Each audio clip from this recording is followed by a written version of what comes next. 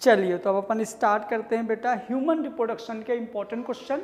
Human reproduction के important question ये अपन यहाँ पे, यदि आपको इसका डिटेल या थ्योरी चाहिए तो आप पुराने वीडियो अपलोड हैं, यहाँ पे हम सिर्फ और सिर्फ क्वेश्चन और आंसर डिस्कस करेंगे। क्लियर? यदि इन क्वेश्चन आंसर में आपको कोई भी दिक्कत आए तो लाइव भी चल रहा, आप कमेंट कर सकते हैं, बाद में आप अपलोडेड वीडियो से देख सकते हैं। दोनों चीज़ें यहाँ पे फैसिलिटीज़ है।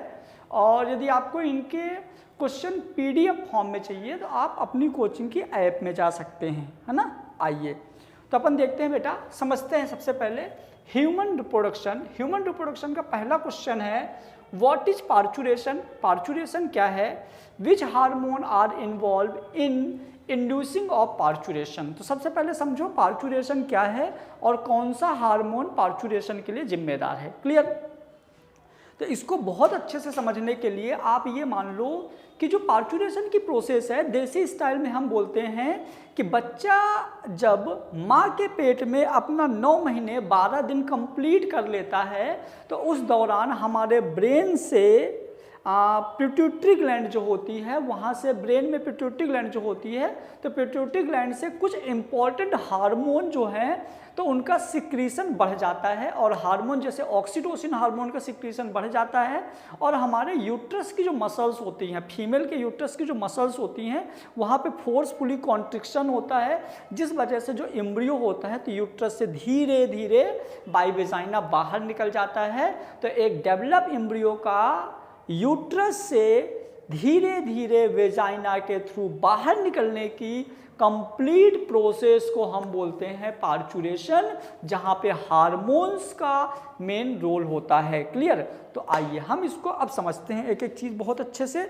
तो देखो यहाँ पे क्या होगा, सबसे पहले देखो the process of delivery of the foetus at the end of pregnancy is called parturition. Clear? मतलब जब प्रेगनेंसीज का टाइम ड्यूरेशन खत्म हो जाता है तो बच्चे के डिलीवरी होने की जो प्रोसेस होती है वो पार्चुरेशन कहलाती है। 2 नंबर में आ सकता है the signal of parturition originate from the fully developed foetus which tend to release oxytocin from mother pituitary. Oxytocin help in contracting uterine muscles which lead to big pain at the time of childbirth. Size of vagina increase 200 times. Clear? मतलब 200 गुना size बढ़ता है vagina का, क्योंकि vagina का normal size होता है 10 से 11 centimetre या 12 सेंटीमीटर। 12 सेंटीमीटर से इतना बड़ा जब बच्चा बाहर आता है तो उस टाइम पे वेजाइना का साइज 200 गुना बढ़ता है, जो बहुत ज़्यादा पेनफुल होता है। मतलब बच्चे के बाहर आने की प्रोसेस को हम क्या बोलते हैं? पार्चुरेशन। क्लियर? अब इसके बाद यदि हम डिस्कस करें, ठीक है, तो जहां पे hormone involve in parturition is, parturition में कौन कौन से हार्मोन्स इन्वॉल्व होते हैं? तो ऑक्सीटोसिन, एस्ट्रोजन, प्रोजेस्टेरॉन और रिलैक्सिन, ये 4 हार्मोन्स होते हैं जो कि पार्चुरेशन के टाइम पे इन्वॉल्व होते हैं फीमेल में, जहां से बच्चा बाहर आने की प्रोसेस को कंप्लीट कराता है। क्लियर? फिर एक और क्वेश्चन है बेटा, एक्सप्लेन मीनार्ची एंड मीनोपोज। क्लियर? मीनार्च क्या होता है और मीनोपोज क्या होता है, इसको भी हम एक्सप्लेन करेंगे। तो मैं आपको बता दूं, अब चलने लगी होगी बेटा, अब मैं आपको बता दूं कि मीनार्च और मीनोपोज क्या है। क्लियर? यहाँ पे पहले मीनोपोज दिया है, फिर शायद, है ना। तो आओ अपन समझते हैं कि दोनों मीनार्च और मीनोपोज क्या होता है। तो देखो बहुत आसान है, ये हो गया पार्चुरेशन,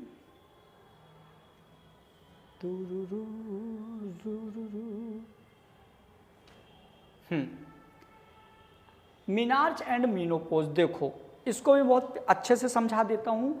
जैसे कोई भी फीमेल में पीरियड्स जिस दिन स्टार्ट होता है, पीरियड का स्टार्ट होना कहलाता है मीनार्च, और जिस दिन पीरियड बंद होता है उसको हम बोलते हैं मीनोपोज। क्लियर?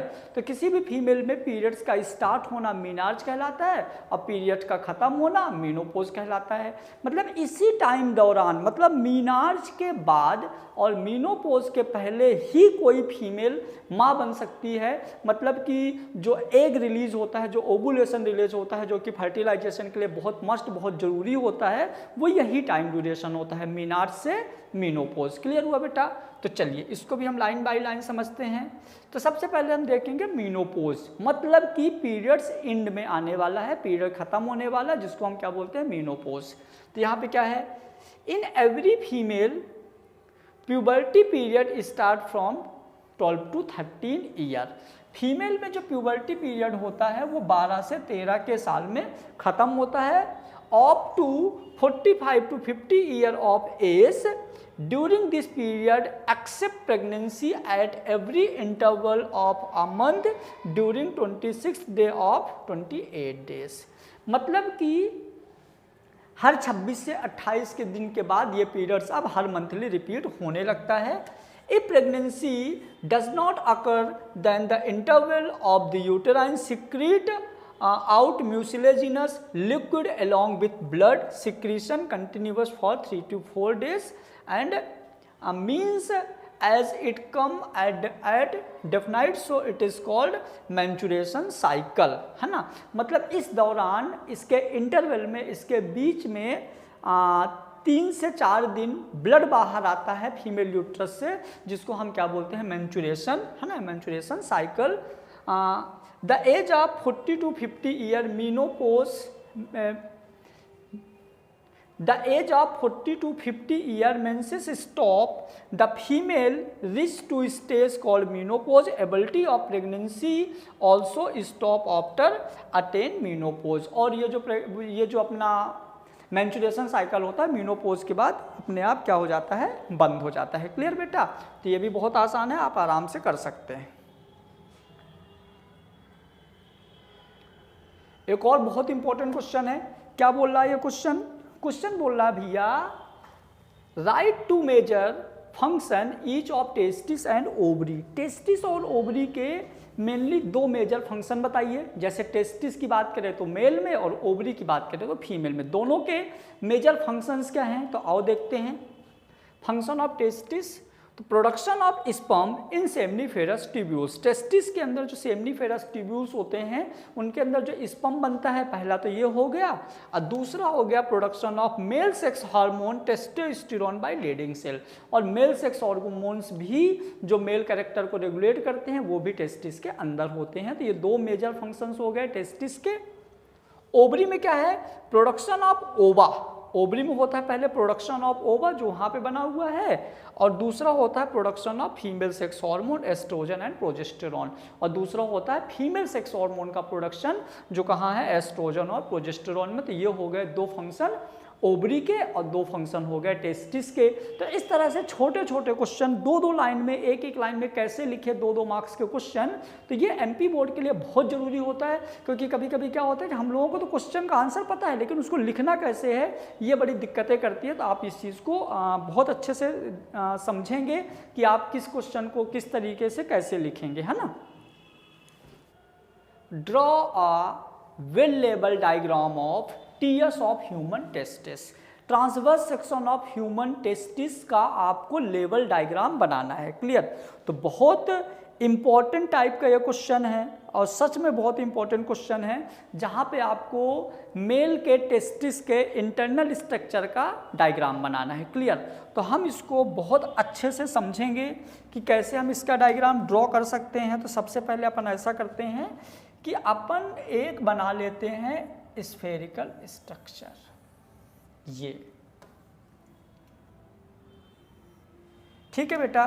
और इसको ये मान लीजिए इंटरनल स्ट्रक्चर ऑफ टेस्टिस का मैंने ट्रांसवर्स सेक्शन लिया, इसको हम राइट और लेफ्ट को 2 अनइक्वल पार्ट में डिवाइड कर देते हैं। हम मान के चलते हैं कि ये इसका राइट वाला पार्ट होगा और ये इसका लेफ्ट वाला पार्ट होगा, जिसको हम 2 अनइक्वल पार्ट में डिवाइड कर देते हैं। और वो लेयर जो टेस्टिस को 2 अनइक्वल पार्ट में डिवाइड करती है उसको हम बोलते हैं मीडियास्टियम टेस्टिस। क्या बोलते हैं? मीडियास्टियम टेस्टिस। क्लियर? उसके बाद टेस्टिस को 3 लेयर होती हैं जो कवर करती हैं। क्लियर?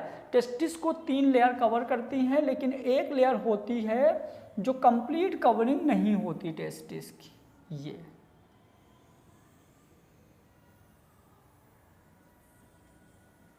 एक ये लेयर हो गई, एक ये लेयर हो गई। टेस्टिस के अंदर इस तरह से टेस्टिकुलर लोब्यूल होते हैं और एक लेयर होती है जो इसके लोब्यूल को कवर करती है।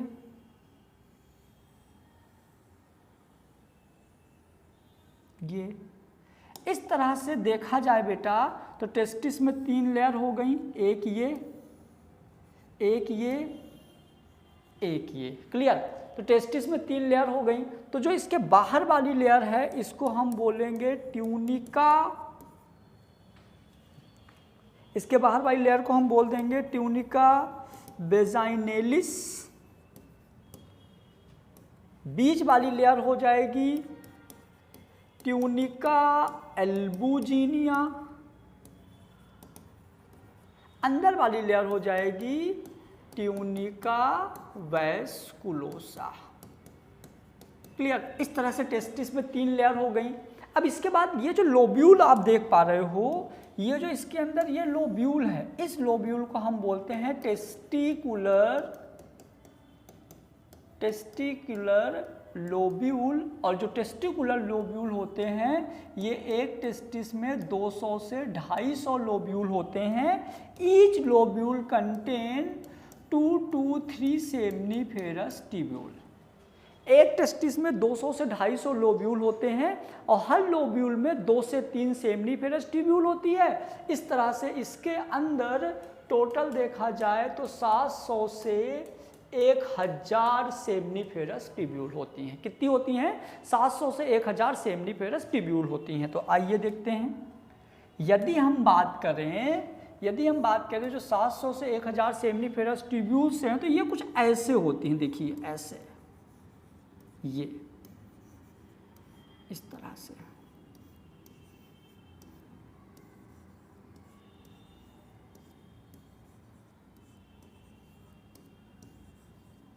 ये क्लियर? ये हो गई बेटा सेमनीफेरस ट्यूब्यूल जो कि टेस्टिस के अंदर होती हैं। अब सेमनीफेरस ट्यूब्यूल जो होती हैं इनके अंदर बनता है स्पर्म। मतलब कुछ ऐसी ट्यूब्यूल्स होती हैं, और ये जो प्रिमोर्डियल जर्मिनल इपिथीलियम होती है, मतलब ट्यूब्यूल के अंदर की जो लेयर होती हैं ये आगे चल के बनाती हैं स्पर्म। तो याद रखना है कि जो स्पर्म का प्रोडक्शन होता है, फॉर्मेशन होता है, वो टेस्टिस के अंदर जो पतली सेमनीफेरस ट्यूब्यूल होती हैं उसके अंदर बनता है स्पर्म। क्लियर? तो स्पर्म इसके अंदर बनेगा। बहुत बढ़िया। स्पर्म यहाँ से बन के कुछ बड़ी पाइप में चली जाती हैं, कुछ बड़े पाइप में चले जाते हैं स्पर्म। और ये जो बड़े पाइप में स्पर्म जाते हैं, हम इसको जो बड़े पाइप में स्पर्म जाते हैं इसको हम बोलते हैं ट्यूबुली रेक्टी। ट्यूबुली रेक्टी आगे और बड़े पाइप बना देते हैं, या ये और बड़े पाइप में चले जाते हैं ऐसे। और ये और बड़े पाइप होते हैं रेटे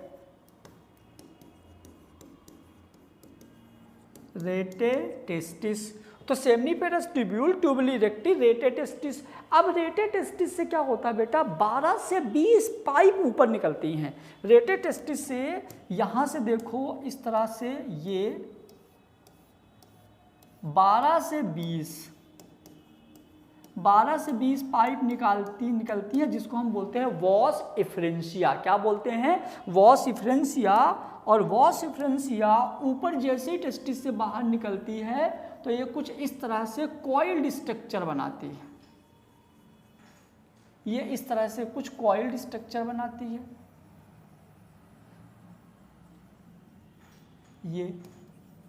ये कुछ ऐसे कॉइल्ड, और ये जो कॉइल्ड स्ट्रक्चर बना है इसको हम बोलते हैं एपिडिडाइमिस। कॉइल्ड स्ट्रक्चर को हम क्या बोलते हैं?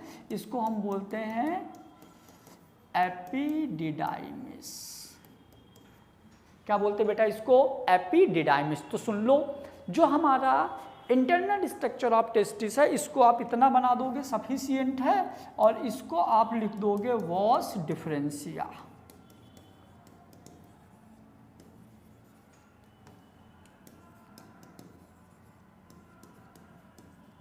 इसको लिख दोगे वॉस डिफरेंशिया, ये हो जाएगा वॉस एफरेंशिया। तो ये हो गया आपका बेटा internal structure of testis. Clear? एक बार फिर से इसको रिपीट करवा दूं, आओ देखो। तो सबसे पहले आप क्या बोलोगे कि जो टेस्टिस होता है, ह्यूमन जो टेस्टिस होता है, जो मेल का प्राइमरी सेक्सुअल ऑर्गन होता है, उसके दो एक शेप या स्फेरिकल स्ट्रक्चर है, जिसको दो अनइक्वल पार्ट में डिवाइड करोगे। राइट वाला पार्ट, लेफ्ट वाला पार्ट जो डिवाइड करेगा उसको बोलेंगे मेडियास्टियम टेस्टिस। क्लियर? क्या बोलेंगे? Mediastinum testis. टेस्टिस के बाहर 3 लेयर होती हैं। बाहर वाली लेयर को हम क्या बोल देंगे? ट्यूनिका वेजाइनलिस, फिर ट्यूनिका एल्बुजिनिया, ट्यूनिका वेस्कुलोसा। उसके बाद जो ट्यूनिका वेजाइनलिस होता है वो पूरे टेस्टिस को कवर नहीं करता। इस तरह टेस्टिस के अंदर टेस्टिकुलर लोब्यूल होते हैं, जो होते हैं 200 से 250। एक लोब्यूल जो होता है 2 से 3 सेमिनिफेरस ट्यूब्यूल कंटेन करता है। और पूरे टेस्टिस में देखा जाए तो 200 से 250 लोब्यूल, एक में 2 से 3 सेमिनिफेरस ट्यूब्यूल्स, तो टोटल 700 से 1000 सेमिनिफेरस ट्यूब्यूल्स होती है पूरे टेस्टिस के अंदर, जिसके अंदर बनता है स्पर्म।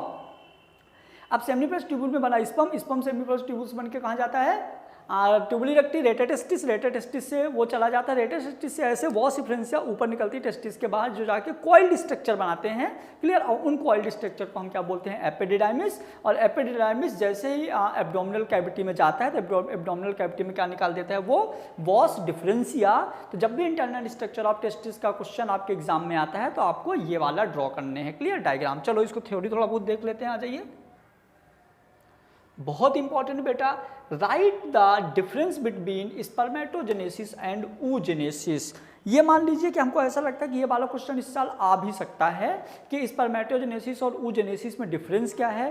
तो आओ हम इसको देखते हैं क्या है। तो स्पर्मेटोजेनेसिस एक ऐसी प्रोसेस होती है जहाँ पे स्पर्म बनता है, और oogenesis वाली प्रोसेस में क्या बनता है बेटा? एग। स्पर्मेटोजेनेसिस बनाता है स्पर्म और oogenesis बनाता है एग। आओ इसको देखो और अच्छे से। Spermatogenesis, oogenesis। Sperm are production by this process, यहाँ पे स्पर्म बनता है। Ovum are production by this process, वहाँ पे ओवम बनता है। इसके बाद देयर इज इक्वल डिवीजन, यहाँ पे इक्वल डिवीजन होता है, यहाँ पे अनइक्वल डिवीजन होता है। इक्वल डिवीजन होगा तो साइटोप्लाज्म का इक्वल डिस्ट्रीब्यूशन होता है, अनइक्वल डिवीजन होगा तो साइटोप्लाज्म का अनइक्वल डिस्ट्रीब्यूशन होता है। Large number of sperm are form by this process. इस प्रोसेस में बहुत सारे स्पर्म बनते हैं, जैसे एक प्रोसेस में 4 स्पर्म बनते हैं। Less number of ovum form by this process. इस प्रोसेस में कम ओवम बनते हैं, जैसे कि एक प्रोसेस में एक ही ओवम बनता है। Primary spermatocyte divide to form 4 spermatid. यहाँ पे primary using divide to form a 1 ovum 1 ovary then 3 polar body. यहाँ पे 1 ओवरी और 3 पोलर बॉडी बनती हैं। हो गया। ये क्वेश्चन बहुत इंपॉर्टेंट है, अच्छे से कर लेंगे। यहां पे बेटा write the function of these following. यहां पे आपको इनके फंक्शंस लिखना, like corpus luteum, endometrium, acrosome, sperm tail और फिम्ब्री। आपको इतने मेडिकल टर्मिनोलॉजी में ये जो वर्ड्स हैं इनके आपको फंक्शंस लिखने हैं सबके। क्लियर? तो चलिए देखते हैं क्या क्या फंक्शन हो सकते हैं, कैसे कैसे फंक्शंस हो सकते हैं। तो आओ, यदि हम बात करें सबसे पहले corpus luteum. Corpus luteum ovary के अंदर होता है, जो मेम्ब्रेना ग्रेनुलोसा डेवलप होकर बनाती है, जो निकालता है प्रोजेस्टेरॉन हार्मोन निकालता है। क्या निकालता है? Progesterone hormone. तो आओ देखते हैं। It secrete large amount of progesterone which is essential for the maintenance of the endometrium of the uterus. Clear? Progesterone hormone release होता है जो हमारे यूट्रस की लेयर को मेंटेन करता है। उसके बाद एंडोमेट्रियम। एंडोमेट्रियम मतलब यूट्रस के अंदर वाली लेयर होती है जहाँ पे एम्ब्रियो अटैच होता है। तो क्या लिखा है? It is necessary for this implantation of the fertilized ovum for contributing toward making of placenta and other events of pregnancies, है ना? जो प्लेसेंटा बनाता है और जो और भी चीज़ें चाहिए होती प्रेगनेंसीज के लिए वो करता है ये। Acrosome, it is filled with enzyme that help in dissolving the outer cover of the ovum and entry of the sperm nucleus। Clear? जो एक्रोसोम होता है तो स्पर्म की ऐसे टोपी जो होती है ना, हेड वाला पार्ट, तो हेड वाले पार्ट के ऊपर होता है जहाँ पे बहुत सारे एंजाइम्स होते हैं जो गोल्जी बॉडी बनाता है, और वो क्या करता है, जैसे फर्टिलाइजेशन के टाइम पे एग के लेयर को डिसॉल्व करने का काम करता है। फिम्ब्री क्या होती है? फिम्ब्री लाइक प्रोजेक्शंस होती है, ओवुलेशन के टाइम पे कैच करता है ओवम को फिम्ब्री। तो क्या हो जाएगा? They are finger like projection at the mouth of fallopian tubes that help in collection of ovum after ovulation. Ovulation के बाद ये काम करता है। क्लियर? फिर देखो, ड्रॉ और label diagram of sperm. Sperm का लेबल डायग्राम ड्रॉ करने हैं। ठीक है, कर लोगे, बहुत आसान है। स्पर्म का लेवल डायग्राम ये भी आपको इम्पोर्टेंट है, आपके एग्जाम के लिए बहुत इंपॉर्टेंट है, तो अपन इसको भी ड्रॉ करते हैं। चलो, नाम ऑफ स्पर्म, तो स्पर्म का लेवल डायग्राम और बना लेते हैं अपन। क्या है स्पर्म का लेवल डायग्राम?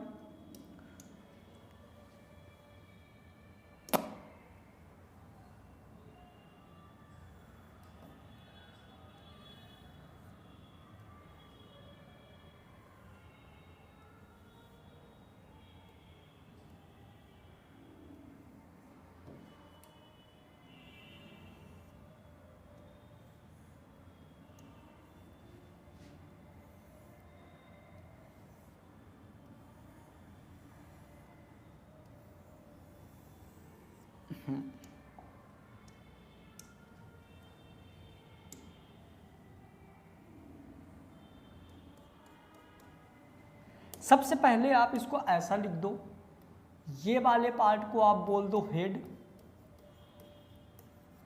इस वाले पार्ट को आप बोल दो नेक, बीच वाले पार्ट को आप बोल दो मिडिल पीस, और नीचे वाले पार्ट को आप बोल दो टेल।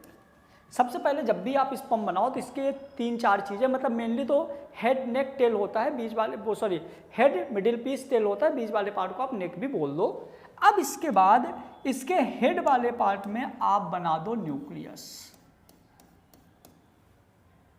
हेड वाले पार्ट में आप बना दो न्यूक्लियस, न्यूक्लियस के जस्ट नीचे आप बना दो प्रॉक्सिमल सेंट्रियोल, प्रॉक्सिमल सेंट्रियोल से ऐसे आप बना दो फिलामेंट।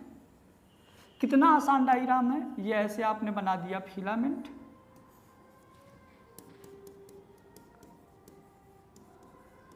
फिलामेंट में यहां आप बना दो एनुलस, यहां पे मिडिल पीस में ऐसे आप बना दो माइटोकॉन्ड्रिया, जो स्पर्म को मोटिलिटी के लिए एनर्जी प्रोवाइड कराते हैं।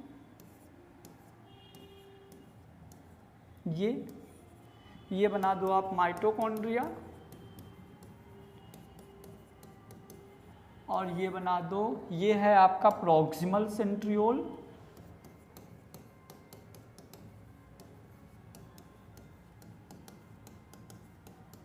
और ये बना दो आप इसको न्यूक्लियस,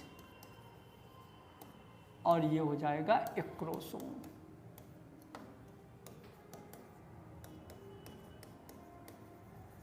ये हो गया बेटा आपका कंप्लीट स्पर्म का स्ट्रक्चर। तो बहुत आसान है, आप ऐसा ड्रॉ कर लो कि ये हो गया आपका हेड वाला पार्ट, मिडिल पीस वाला पार्ट, टेल वाला पार्ट। हेड वाला पार्ट क्या करता है, इसके अंदर न्यूक्लियस होता है जो जेनेटिक इन्फॉर्मेशन स्टोर करता है, इसके ऊपर एक्रोसोम होता है जो एंजाइम अपने अंदर रखता है, जो फर्टिलाइजेशन में हेल्प करता है। उसके बाद आ जाइए मिडिल पीस पे, मिडिल पीस में बहुत सारे स्पर्म होते हैं। स्पर्म क्या करते हैं कि वो इसके अंदर होते हैं मिडिल पीस में बहुत सारे माइटोकॉन्ड्रिया होते हैं। माइटोकॉन्ड्रिया का काम क्या होता है कि जब स्पर्म की मोटिलिटी होती है, जब स्पर्म चलता है तो स्पर्म को क्या देते हैं, एनर्जी देते हैं। क्लियर। फिर नीचे वाला लास्ट वाला पार्ट इसका टेल होता है, पूंछ वाला पार्ट होता है।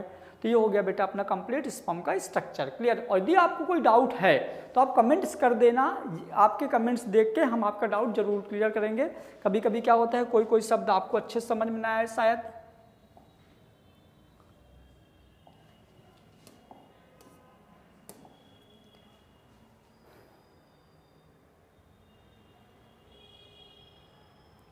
चलिए। तो क्या है यहाँ पे देखो, जैसे ये क्वेश्चन था कि draw the level diagram of sperm, तो स्पर्म में सबसे पहले हम देखेंगे बेटा हेड वाला पार्ट।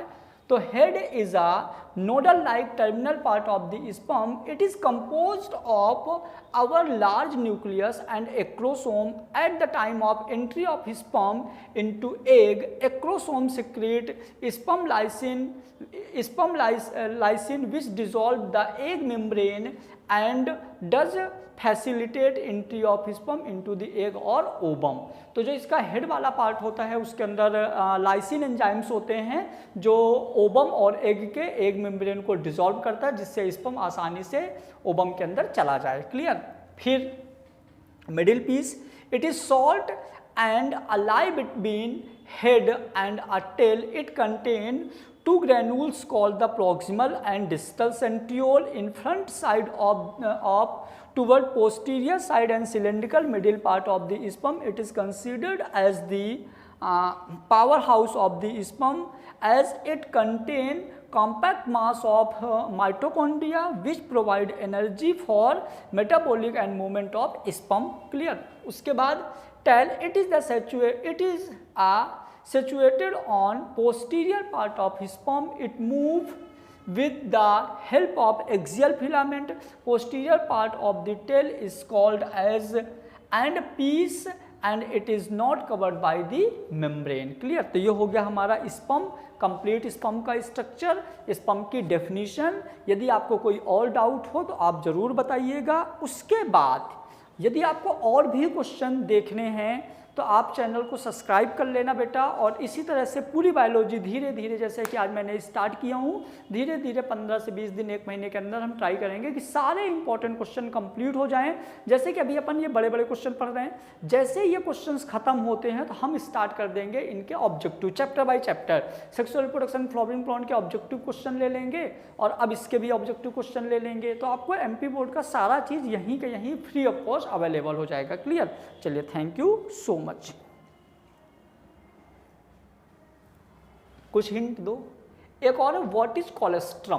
कोलेस्ट्रम क्या होता है भैया, है ना? क्या होता है कोलेस्ट्रम? याद है आप लोगों को? आपने सुना होगा कि माँ का जो पहला दूध होता है वो बच्चों को पिलाना चाहिए। ऐसा क्यों है? ऐसा क्या होता है कोलेस्ट्रम में कि जब मतलब बहुत ज़रूरी होता है? तो देखा जाए, बहुत टाइम वेस्ट ना करते हुए मैं आपको बता देता हूँ।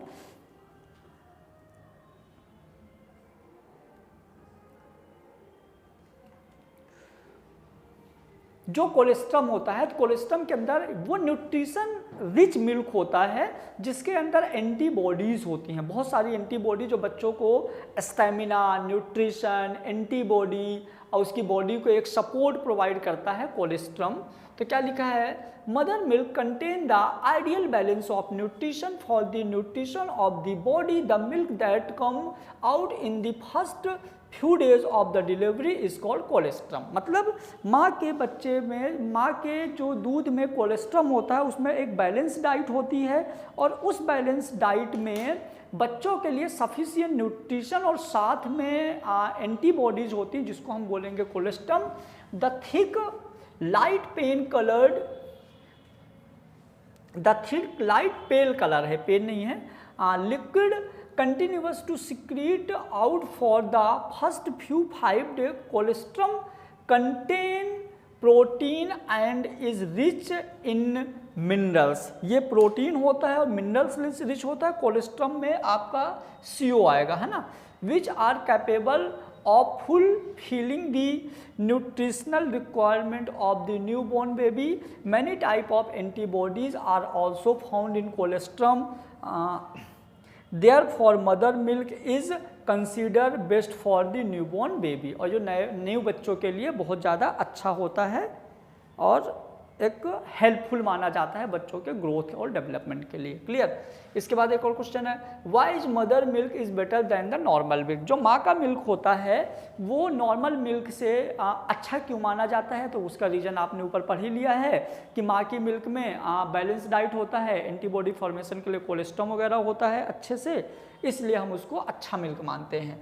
तो breast milk is the best food for the baby in the first year of life. It help them to grow healthy and strong and protective then from infections and illness. For example, the breast milk antibody and right amount of protein, sugar, fat and most vitamin to help baby grow and develop. Clear. तो ये हो गया हमारा, मतलब simple सी बात है, जो माँ का दूध होता है अच्छा माना जाता है, गाँव में बच्चे को पता है.